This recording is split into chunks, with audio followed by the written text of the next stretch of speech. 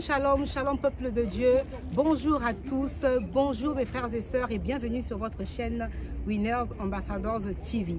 Et effectivement, après vraiment un long moment, nous avons été absents, mais par la grâce de Dieu, nous revoici encore parmi vous parce que sachez que l'œuvre de Dieu, ce que Dieu a inspiré ne peut être arrêté. Personne ne peut arrêter quoi que ce soit qui est de notre Seigneur. Aujourd'hui, encore nous bénissons son saint nom, le nom de Jésus-Christ, l'homme qui est mort et qui est ressuscité le troisième jour. C'est son nom encore ce dimanche que nous avons élevé et célébré. N'oubliez pas, très chers bien-aimés, de vous abonner, de liker et de partager cette œuvre qui est la parole de Dieu. Alors, notre thème de notre micro-trottoir d'aujourd'hui, c'est sur l'immoralité sexuelle et ses conséquences. Peuple de Dieu, je vous conseillerais vraiment de ne pas juste regarder notre micro-trottoir de ce jour, mais regardez l'enseignement, regardez, je vous invite à visiter la page du révérend et de regarder tout l'enseignement qu'il y a eu sur l'immoralité sexuelle afin de bien compléter votre enseignement parce que à ce micro-trottoir, nous n'allons pas pouvoir tout vous enseigner, nous n'allons pas pouvoir tout vous dire. Mais effectivement, je vais poser quelques questions et pour ce micro-trottoir d'aujourd'hui, nous aurons le révérend au fin. Donc, allez visiter sa page afin de suivre tous les enseignements, toutes les questions auxquelles vous allez vous poser, vous aurez les réponses à travers l'enseignement que vous allez trouver sur la page du révérend au fin qui a été. Révérend, bonjour. Bonjour. Alors, vous avez dit ce matin que être dans la présence du Seigneur, nous sommes bénis. Alors, je crois que ce matin, nous avons été bénis, mais Amen. Aussi bénis à cause des enseignements qui a vraiment plu dans l'Église aujourd'hui. Que vraiment le Seigneur soit loué pour cela. Alors, je vais vraiment passer directement aux questions, révérend. Alors, révérend, nous savons que l'immoralité, c'est quelque chose de mal.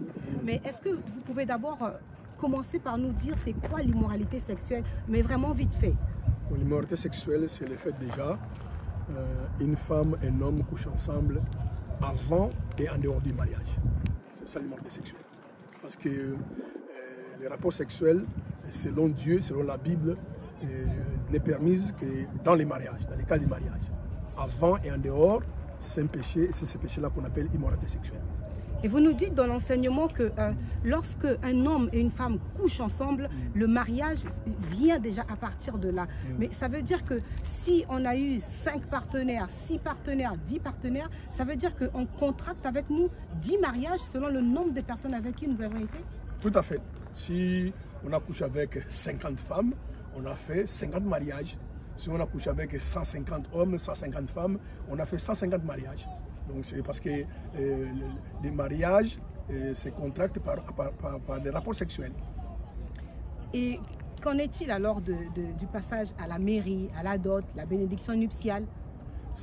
À la mairie, à la dot et à l'église, c'est juste un acte de reconnaissance du mariage. Mais ce n'est pas des mariages. Parce que le mariage, c'est entre un homme et une femme. C'est pourquoi d'ailleurs quand les gens disent non, on va se marier à la mairie, on va se marier à la famille, on va se marier à l'église. Donc la mairie, l'église, la famille ne reconnaissent que les mariages. Mais ce n'est pas les mariages, même si communément on appelle ça mariage. Mais les mariages, c'est entre l'homme et la femme. Amen, gloire au Seigneur. Alors, et dans ces cas-là, une personne qui a contracté plusieurs mariages, se marier avec une personne, aujourd'hui on rencontre encore des frères, des sœurs qui se marient vierges. Mais si au cas où la personne qui se marie au frère qui a contracté plusieurs mariages, quel est le danger ou quelle est la procédure que la personne elle doit faire avant de se marier? Si la personne a contracté des mariages, doit faire des rapports sexuels, donc par ces rapports, il a contracté des mariages. Si la personne n'est pas née de nouveau, s'il va se marier, la première chose, il faut qu'il se donne à Dieu, se donne à Jésus. Déjà, le mariage, c'est un mariage dans le Seigneur. Amen. Et ça, c'est très important. Si la personne a fait plusieurs mariages, si elle donne pas sa vie au Seigneur, et son couple ne marchera jamais. Parce qu'en fait, dans ces couples-là, il y aura un homme, une femme, et plusieurs hommes et plusieurs femmes spirituels. Voilà pourquoi certains mariages aujourd'hui ne tiennent pas debout, ne marchent pas à cause de cela. Amen. Je vous rappelle encore, peuple de Dieu, allez voir l'enseignement sur le Facebook du révérend. tout l'enseignement, vous allez trouver tout ce qui va, ça va vraiment vous aider à bien comprendre cet enseignement-là parce que c'est vraiment dangereux. Révérend, j'ai une autre question pour vous.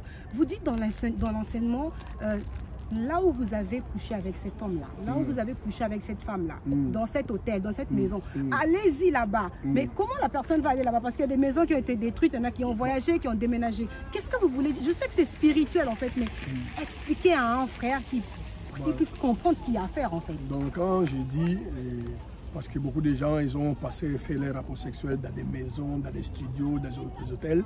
Or, ces hôtels peuvent être détruits, les studios peuvent être détruits. Donc spirituellement, quelqu'un doit prier.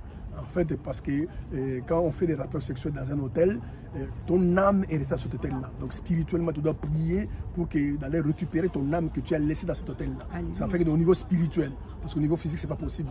Il y a des hôtels qui ont été détruits, il y a des maisons qui ont été détruites, mais spirituellement, tu commences à récupérer ton âme que tu as laissée spirituellement dans cet hôtel-là par des rapports sexuels. Amen.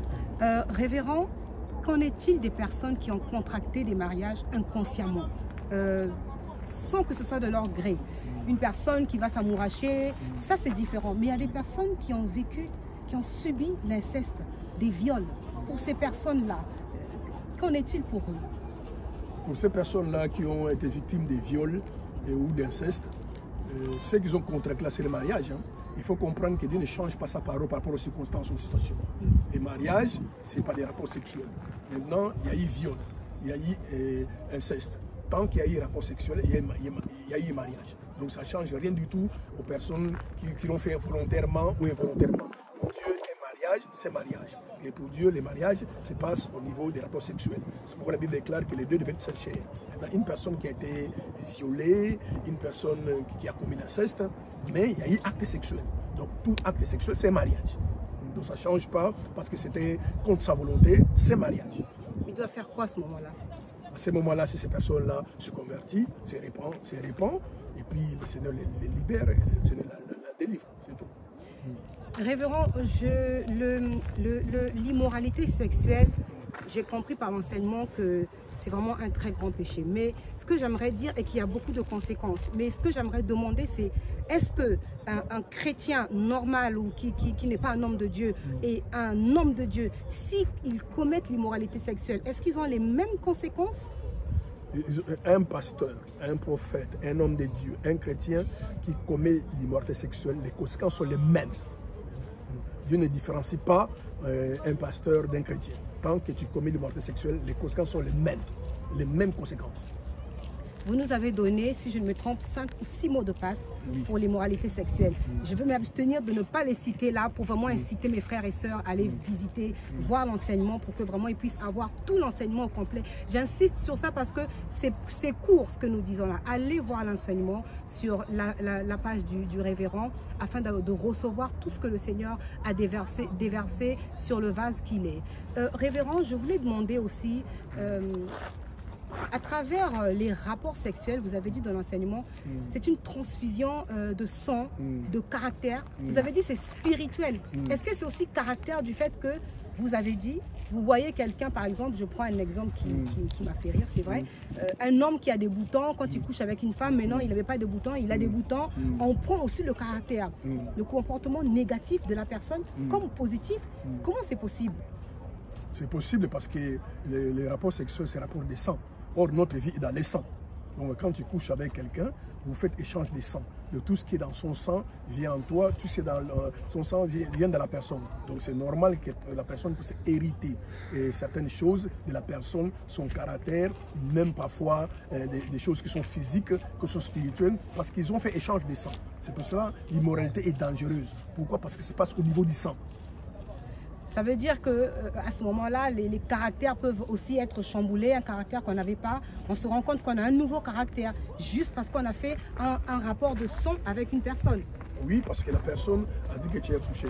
Lui te transmet son sang. Et qu'est-ce qui est dans son sang? La Bible dit que la vie de toute chose est dans le sang. Dans nos sangs, il y a nos vies, il y a nos caractères, il y a nos comportements dans le sang. C'est pour cela que ce péché est dangereux. Parce que quand vous couchez avec quelqu'un, cette personne-là te transmet son sang. Maintenant, tout ce qui est dans son sang, des positifs ou des négatifs, tu le reçois. par cet acte d'immoralité sexuelle. C'est pourquoi il est dangereux ce péché. C'est dangereux. C'est pourquoi la Bible déclare que tout péché que l'homme peut commettre est hors du corps. De celui qui commet l'impudicité pêche contre son propre corps. En fait, lorsqu'on commet l'immoralité, on pêche d'abord contre Dieu et la deuxième chose, on pêche contre son propre corps. Amen. D'ailleurs, la Bible nous dit rechercher la paix et la sanctification. Donc, il faut la rechercher, cette sanctification. On ne peut pas être sanctifié tout en vivant dans une vie d'immoralité sexuelle et avec toutes ces conséquences qu'elle peut apporter. Révérend, est-ce que vous pourrez donner un dernier conseil à un frère? Parce que il y a des frères en fait qui couchent avec des femmes juste pour se sentir homme, pour sa propre virilité, pour avoir un nom, un titre. Alors ils multiplient, rare hein, pour les cas des femmes, mais souvent ce sont les hommes. Un mot pour ce frère-là qui nous regarde, qui se sent heureux en multipliant les conquêtes. Qu'est-ce que vous avez comme message pour ce type d'homme?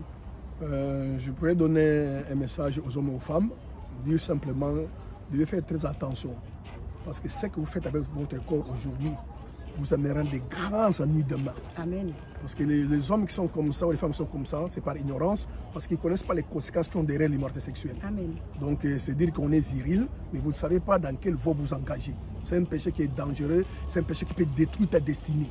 Donc il faut vraiment faire très attention quand vous couchez avec les hommes et avec les femmes. Amen. Grande est ma joie, révérend, d'avoir fait encore ce nouveau numéro de micro-trottoir. C'est notre premier numéro de 2022. Que la gloire revienne à Jésus-Christ, lui qui a inspiré cette œuvre. Que le Seigneur vous bénisse vraiment pour tout ce que vous nous avez déversé ce matin. Nous avons été vraiment puissamment bénis. Et que le Seigneur vous garde encore et vous remplisse encore de toutes ces choses que nous avons besoin pour notre vie ici-bas. Que le Seigneur vous bénisse, peuple de Dieu, d'avoir regardé cette vidéo. On se retrouve encore prochainement pour un nouveau numéro de notre micro-trottoir. Que Dieu vous bénisse. À très bientôt. Au revoir. Au revoir. Que Dieu vous bénisse. Amen. Que Dieu vous bénisse aussi, révérend. Amen.